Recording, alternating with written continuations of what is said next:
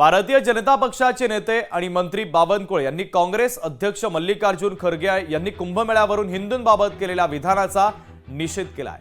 काँग्रेसनं कायमच हिंदू धर्मियांच्या अस्मिता, श्रद्धा आणि भावनेचा अनादर केला असा आरोप बावनकुळेंनी केला। गंगेत स्नान केल्यानं या देशातील गरिबी दूर होईल का असा सवाल खरगेंनी उपस्थित केला होता। यावरून आता बावनकुळे यांनी ट्विट करत खरगेंवर निशाणा साधलेला आहे।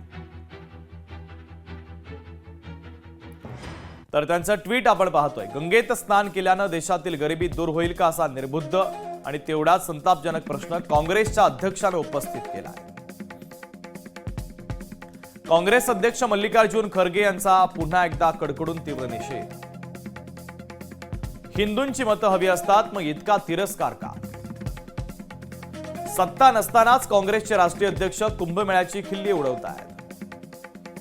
उद्या चुकून काँग्रेसची देशात सत्ता आली तर भविष्यात होणाऱ्या कुंभमेळ्यावर ते बंदीही घालू शकतात।